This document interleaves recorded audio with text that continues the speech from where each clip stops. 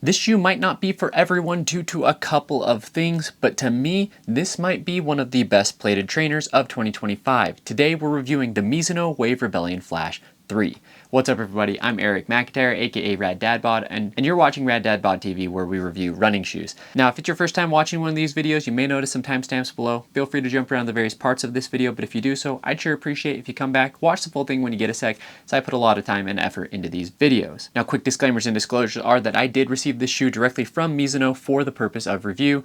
That being said, I'm not paid, I'm not given talk tracks, talking points, no one watches the videos beforehand, and all thoughts are entirely my own.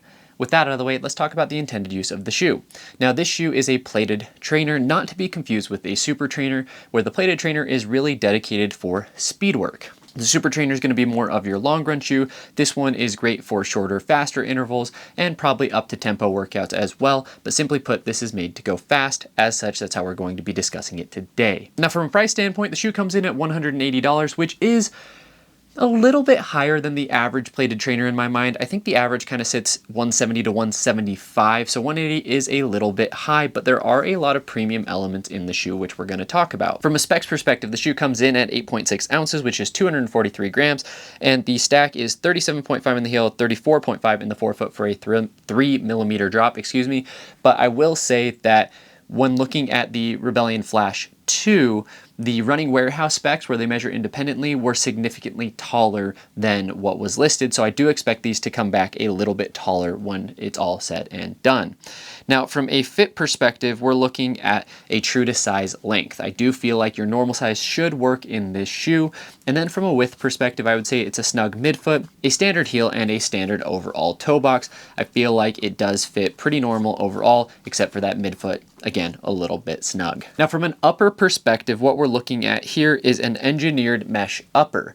And compared to previous models of the shoe, I feel like they went with a little bit more traditional, almost daily trainer-esque upper. And for me, I do think it works. The upper is very comfortable. You have some light cushion there in the heel, but it is a structured heel counter as opposed to like a tabbed heel or kind of a flimsy heel. You have a full, legitimate heel counter. It's nice and soft on the ankles, on the Achilles. There's no additional rubbing, which is nice.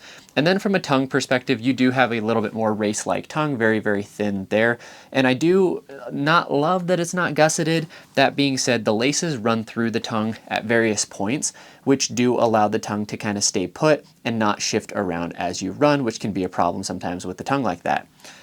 As such, the lockdown in that midfoot with kind of the snug feel, as well as the tongue that fits that just sits right there on top of your foot, is really, really nice, which is important because the geometry of this shoe does push you onto your toes more so.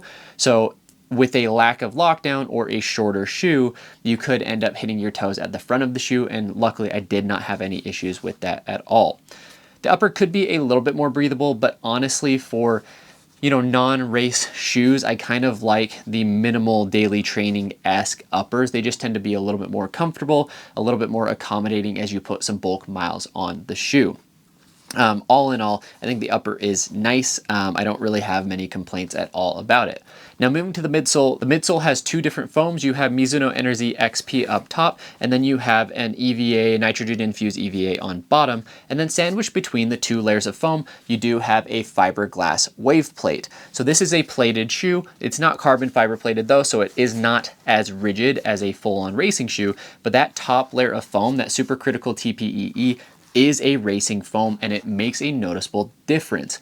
I would say that of all the plated trainers on the market, this is one of the softer plated trainers, but it might be potentially the most responsive or the most bouncy of all the plated trainers that I've tried so far in 2025 as far as the new releases go. I really, really like that racing foam from Mizuno.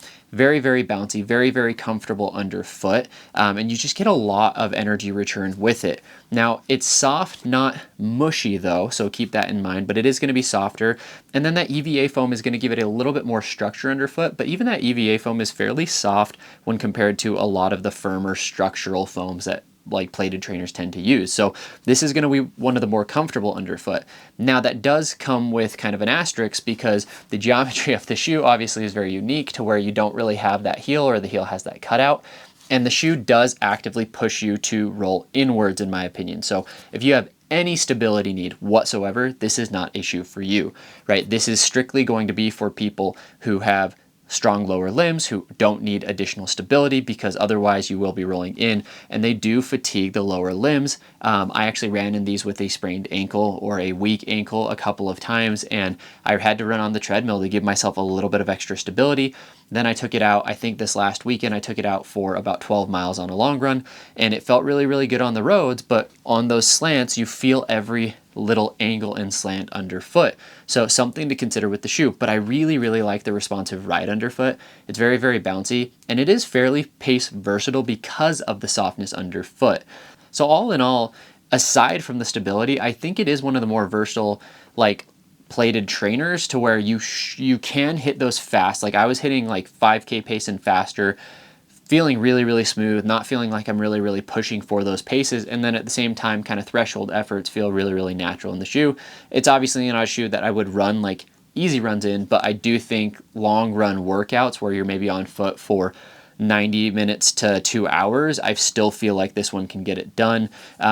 Not going to be quite as comfortable of a ride, obviously, as the Neo Vista 2, but you are going to probably have a little bit more pace assistance and pop. Now, moving to the outsole is, you know, they say it's just a durable rubber.